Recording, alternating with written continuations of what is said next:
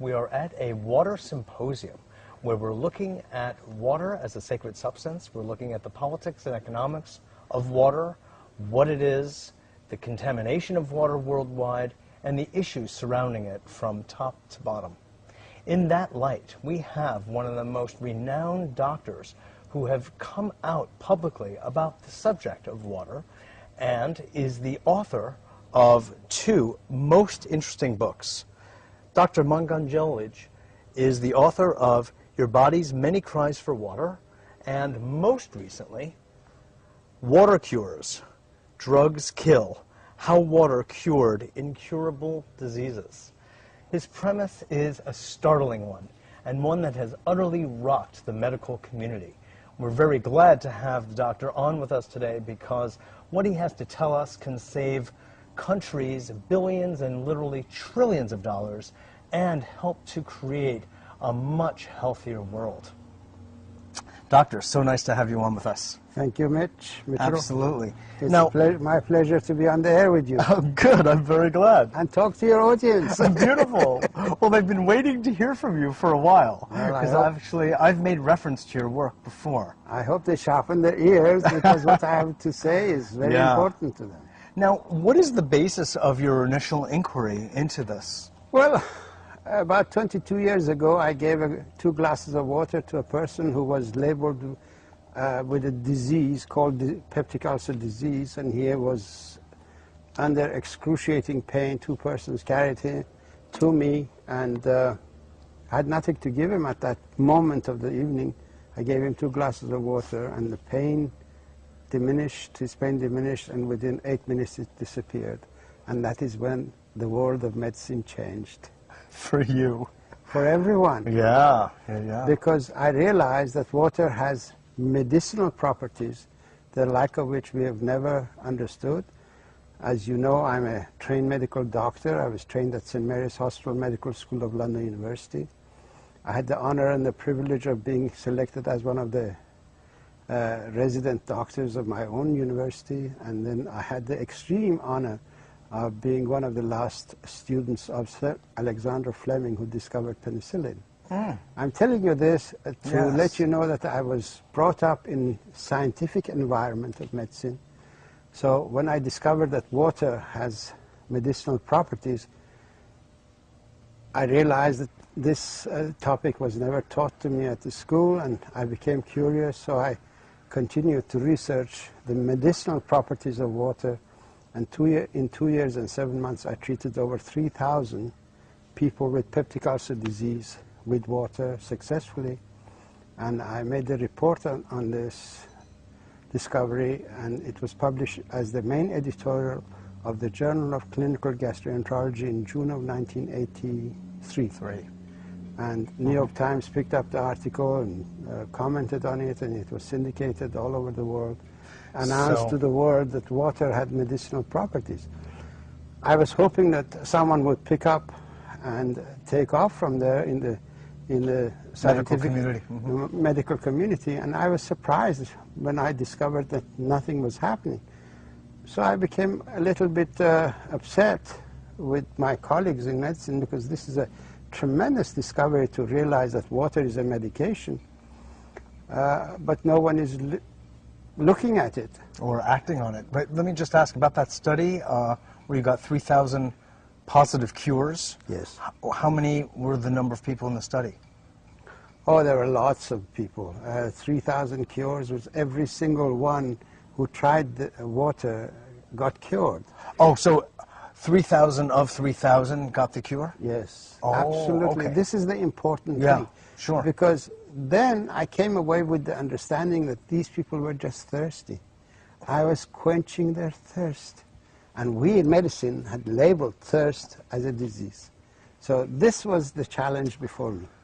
Oh, thirst is considered a disease? Well, in modern medicine, yes. That's what they are doing. They're treating all these so-called diseases of dehydration with medication. That is why we have the sick care system.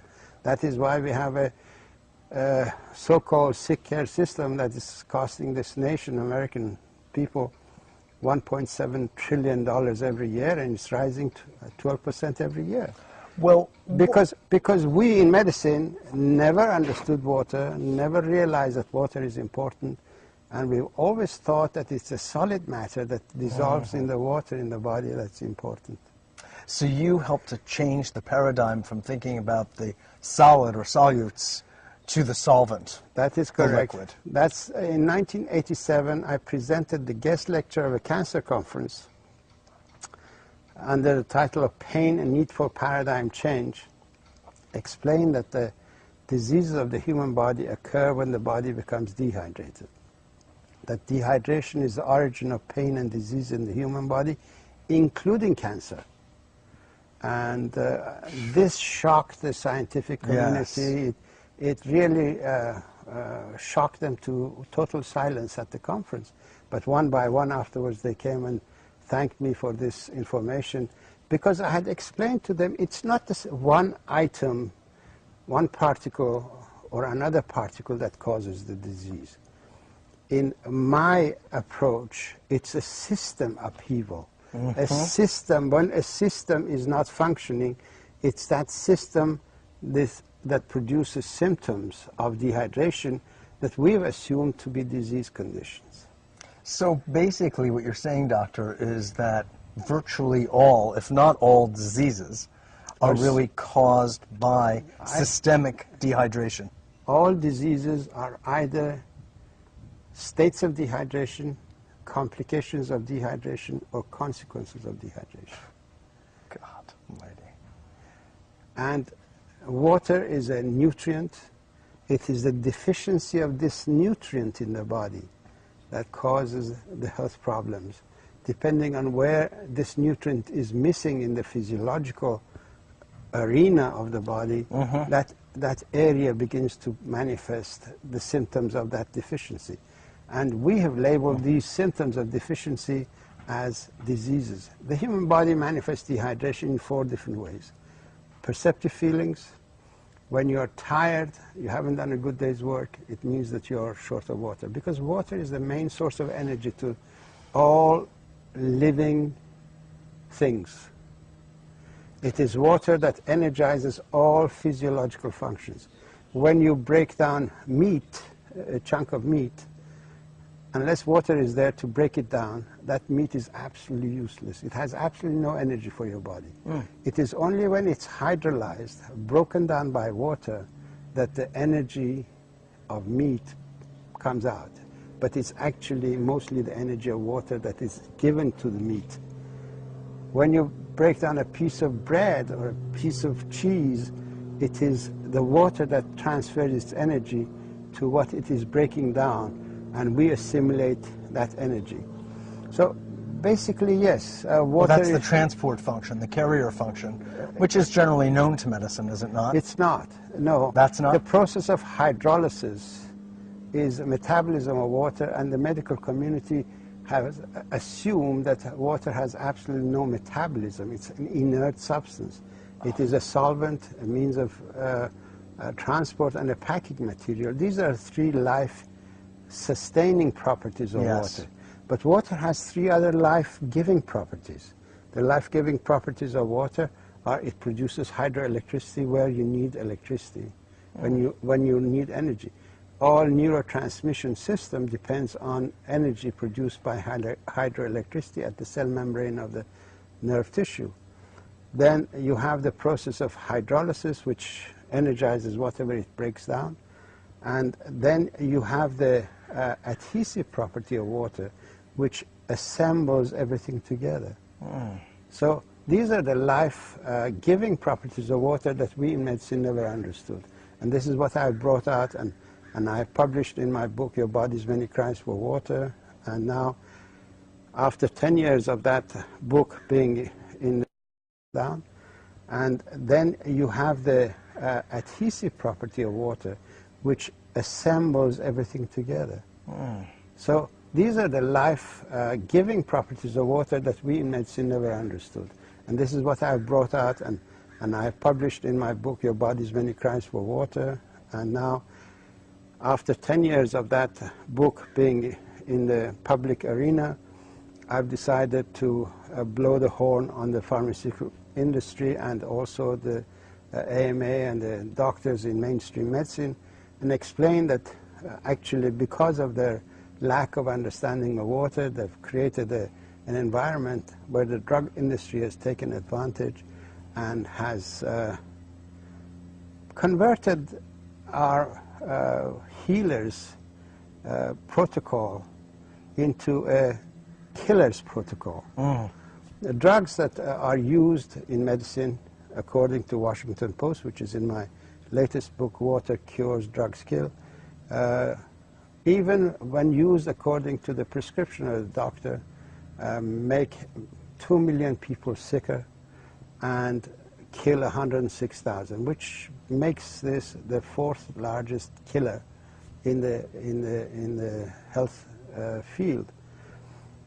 So when we realize that we doctors prescribe this medication to kill people, which kills people, obviously we are doing it in order to save them, but we don't realize that we've been really had by the pharmaceutical industry. You know, it's funny though, because you say to save people, but the doctors know better than the patients what the series, and it's always a series, of side effects are.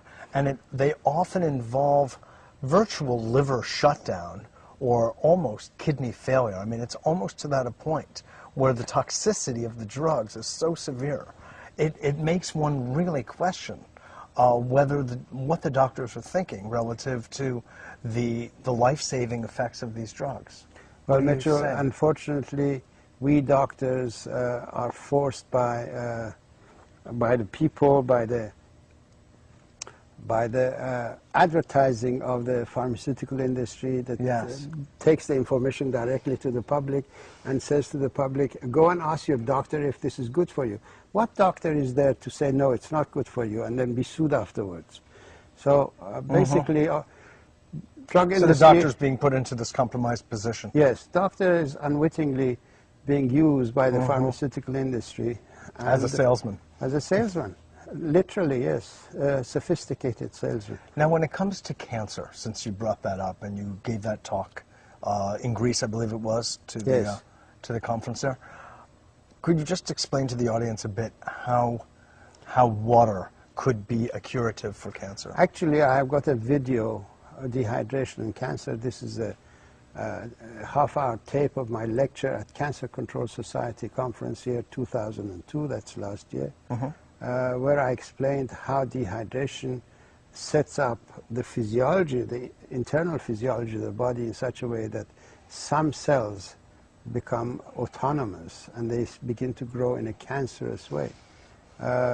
It's very simple. When you're dehydrated, your immune system is shut down completely because histamine, which is a neurotransmitter in charge of water regulation and drought management programs of the body, has also a responsibility in monitoring the immune system. So when it gets engaged in the water regulation so that dehydration doesn't flare up the immune system unnecessarily, it automatically inhibits that aspect of its own work. So immune system is shut down, interferon production is shut down, interleukin-2 production is shut down. These are the elements that you require in order to find cancer cells or any immune problem. So dehydration is directly responsible. Then in dehydration, we lose some of our essential amino acids, tryptophan, tyrosine, and so on, because they're used as antioxidants. When you don't have enough water to secrete the toxic waste out of your body, then some other thing has to neutralize the acidity or toxic effect of the toxic waste. Tryptophan is used in that capacity, tyrosine is used in that capacity, lysine is used in that capacity, cysteine is used in that capacity. These are the essential amino acids that we need for our immune system. So that aspect of the immune system is shut down too. Tryptophan in itself, with lysine, tryptophan, lysine, monitors incorrect transcription of genetic material and cuts the wrong transcription and corrects it. When tryptophan is not there, wrong transcriptions are not corrected. So you get cancerous transcription going through. And in dehydration, we lose the receptor system around the cells. As you know, each cell is in a water environment in the same way as we Sure. have satellite dishes to bring information to people. The cells of the body have their own satellite dishes for watery environment. They receive the information and they process that information. Now, in dehydration, this satellite system is shut down. All the receptors go into the cell, and the cell has no means of connection to the outside. So it doesn't recognize there is a cell next to it. So it begins to grow and expand and expand. So it breaks boundaries, and that's why cancer becomes a lumpy thing, because its receptor system of the cells have gone. I see. There is a lot of... How about, though, then in rehydration? If they come back. They come back. And a lot of people have actually been And then cured. the tumor and the cancer Yes. cells will Actually, reduce and, yes, and dissolve? There are quite a number of testimonials in the book Water Cures, Drugs Kill of people whose cancers have disappeared. Lymphoma has disappeared, cancer of prostate has disappeared, and so on. Pancreatic cancer? They all go, but the ones that are It's a in question the book, of when. they all go, because we need to study water as a anti-cancer medication. Once we do that, for each different discipline, we need to have a protocol for that. Sure. But personal observations of people is that their cancers have reduced. Now, you brought your findings to the AMA, to the FDA, to NIH. Yes. And they What happened? ridiculed it. Obviously, what I propose It is drove not, them to drink. what I propose is not a money-making situation. So Right. the sick care system survives and thrives on people staying sick. If they cure people who are sick, then there is no reason for their existence. So they realize this outcome, and naturally they try to push this information out of the way. But as philosophers of science have said, Thomas Kuhn, when such a situation, conflict arises, then you have to go to the public and let the public be judged. Yes. And that's what I have done. These books are in order to arouse the public and inform the public that this is an issue before them, and they should force the government, the NIH, the FDA to look at water as a medication, begin to study it, and stop being subservient to the pharmaceutical industry that enjoys killing people in order to make money. You use the word in your new book, terrorism, kind of a gradual terrorism. Well, could you explain that further? Well, I think the pharmaceutical industry is terrorizing people with their advertising campaign and creating fear in them, forcing them to go to their doctors and ask for medication that the pharmaceutical industry wants them to have. And naturally, these medications have got side effects, and as you know, it kills. So what they're doing is a terroristic act. Well, it and sounds like terrorism is not only when you explode a building. Any act that is based on fraud so deep that kills people, Sure. that constitutes a form of terrorism. Any act that is based on fraud so deep that kills people, Sure. that constitutes a form of terrorism. Well, you can go to the pharmaceutical industry, whose entire basis, I mean, this is what it sounds like you're saying, it's just not their advertising, but it's their very definition of existence, their very premise is in that sense, a homicidal act. If compared to water treatment, which you're saying is all people need, then to take any kind of medication is taxing the body instead of giving something to the body. Mitchell, people need water, and they need the right nutrients, and they need a right understanding of the limitations of their body. If they behave within those lifestyle premise that the body is designed. If they buy a Cadillac, the Cadillac tells them, put this gas in the car, you can't take it here, you can't take it there, bring it back for repair service. If they go out of that constraint, naturally the car will break down. Sure. Nature has told us you need water for your everyday function, because we lose about 2.5 quarts of water a day, every day of our body. We lose a quart of water in breathing. Every time you breathe out, a lot of water leaves your body. You lose about a quart and a half in urine formation because you need to get rid of the toxic waste.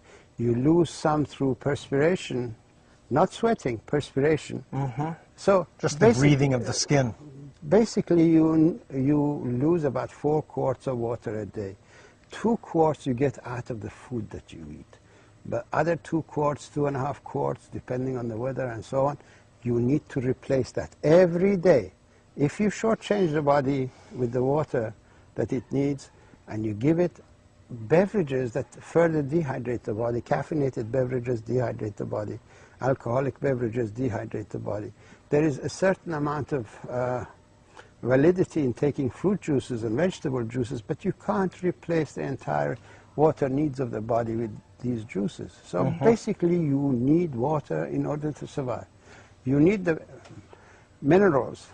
The essential minerals are calcium, magnesium, potassium, selenium, zinc. These are the intracellular minerals. If you give the body this mineral or eat a diet that contains these minerals, you also need salt. For every quart of water, you need a quarter teaspoon of salt, because there are 2 oceans of water in the body. 1 ocean of water is inside the cells.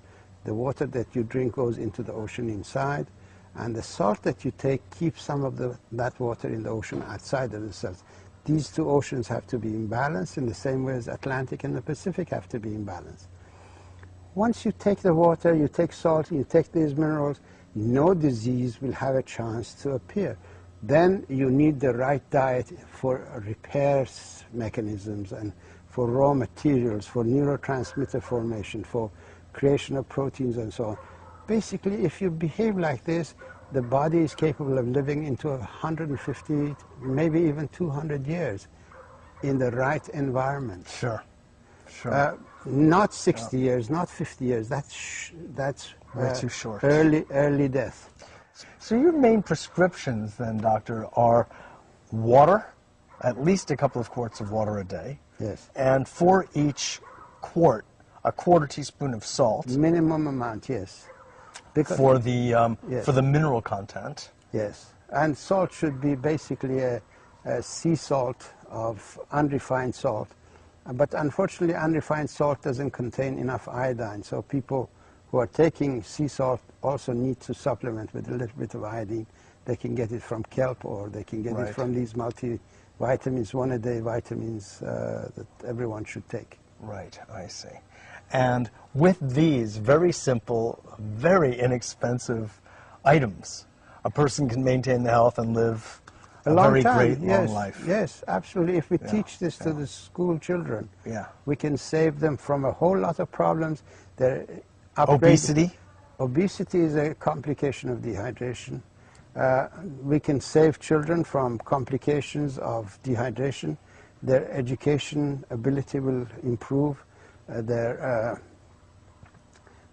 tendency to addiction will disappear, because addiction is another way of showing that the body was short of water and we substituted. Oh, yes. When you drink water, you secrete endorphin in your body. Endorphin is the natural opiate of the body. When you don't drink water and you're hooked to that opiate, then you go and take the drugs that stimulate the opiate sensors. Okay? Yes. Water will help people get off the drugs. God. It's the universal solvent. It's a universal And solution, nutrients. solution to the human body. And no one invented water. No one has got exclusive rights to water. And I have no claims to any water company. I don't push water because there is any reward in it. I'm a scientist, a medical doctor, a healer, and I'm interested in people getting the truth. And that is why I've written my book. If you hand me the book, I'll show it to the people. This is the book that people should read. Water Cures, Drugs Kill. This is 28 pages of explanation of why dehydration is the origin of disease, and there are 186 pages of how water cured the incurable diseases when the pharmaceutical drugs could not. It's a revelation that will transform the entire structure of medicine all over the world. And this is a challenge to the medical establishment, and people need to read this book and take it to their doctor, take it to their congressman, take it to their senator, and demand from these people to take their side and stop the drug industry terrorism against society. Medicine is, some medications are absolutely essential, antibiotics are essential. Sure. Some material is essential because there are certain conditions that you require a little bit of manipulation, right, but not on a permanent basis. To treat a person who reveals hypertension, which is a state of drought management program of the body, with diuretics and beta receptor blockers and calcium receptor blockers, this is a crime, truly a crime. I know that the medical community does it in ignorance, but nonetheless it's a crime against humanity. Water is a better diuretic than anything that they produce in the diuretic field in the labs. Right. Well, your work is definitely world-shattering and of great benefit to humanity. So, well, on behalf of humanity, I want to thank you. No, I don't try to. I don't try to make it that big, but it is. Water is big. You don't have to make it. It is. And I know the receptivity of the book, the reception of the book, has been that. Water is big. Yeah. Water is a medication against a whole host of human health problems. I've written AMA, FDA, and the NIH will have to stop being a party to the drug industry's rape of America. Their business-as-usual approach to healthcare can no longer be acceptable to the people who fund their existence.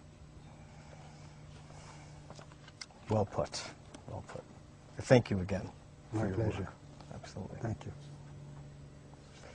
This is Mitchell J. Rabin for A Better World, on location in Santa Barbara at the Sacred Water Symposium, and this is but a taste of the kind of work that we'll be doing here at this conference.